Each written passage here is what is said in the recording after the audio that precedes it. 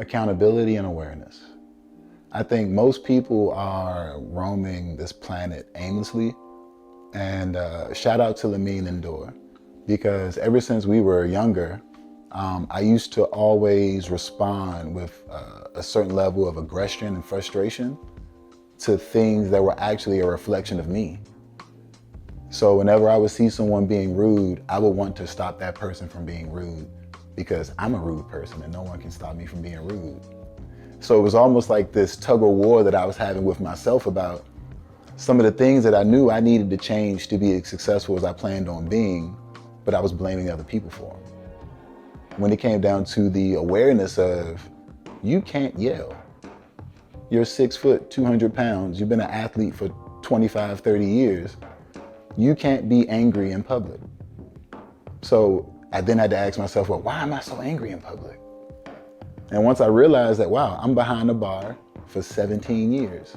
I literally see the underbelly of humanity drown alcohol every single day and blame the bartender who served the alcohol to them, when in actuality, they're projecting their negative self-images and covering it with spirits, drugs, sex, all types of other vices and things. The biggest thing for me is that I find a lot of comfort in sex. So in order to be truly aware, I had to remove sex from my growth and evolution. This whole time I've been celibate.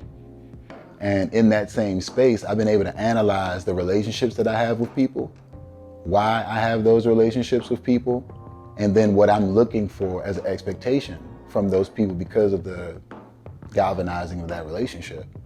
And once I realized that I wouldn't want anyone else coming to me as an unwhole person, I realized that I needed to be a whole person, because I can't manage an unwhole person. And an unwhole person will be completely unable to manage me at full strength.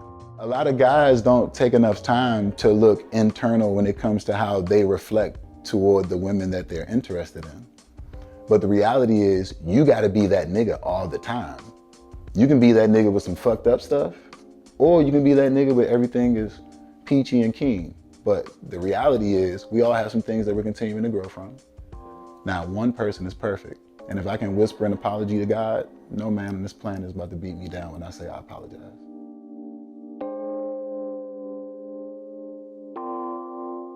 It was a point where most people, or most of my friends or people who I know in the city, they were reaching out to me like, bro, what are you doing? First and foremost, when you tell people that you're going to Korea in the middle of a pandemic, everyone thinks you're lying. That's the first thing. So once I realized that everyone thought I was full of shit, it got me to a space where it was like, well, I need to be as intentional as I possibly can in this space, because I don't have to prove anything. But what I do have to do is make sure that I'm satisfying the step-by-step process that I set up for myself to get to where I want to be. Everyone who's creating, the t-shirt was invented the early 1900s.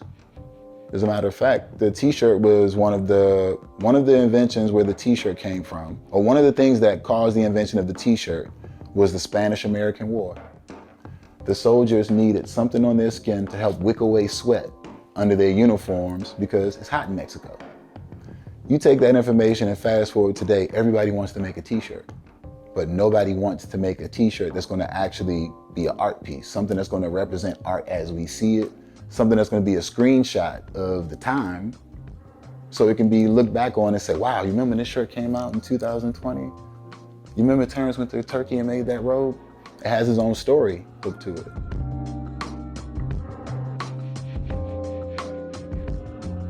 It comes from growing up in a art-centric household. My uncle is the professor of jazz studies at UDC, and in my opinion, he's the best piano player in the world. So when I used to stay over at my grandmother's house, we only had one rule in my grandmother's house, and that was Alan can play the piano whenever he wants.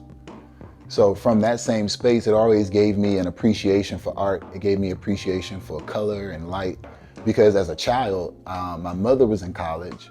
My uncle, who was also in college, they bought all their school books home. So I learned how to read, reading college level school books, art history books. And once you give a child an invitation to how beautiful the world is around them, that's a moth to a flame. It ignited a flame that nothing in my requisite life between my adolescence and my adulthood has been able to numb rather. And Glenn O'Brien, like I really researched Glenn O'Brien. This guy, he was a style guy in GQ, but he was uniquely himself all the time. And once I began to get into the history of like, who is Glenn O'Brien and why do millions of men write GQ to find out how he feels about what they wear or grooming or etiquette. And I read GQ from 10 to 28, every single magazine, cover to cover. And once you realize that wealth is really an accumulation of the resources you gather to take care of yourself, not how much money you have.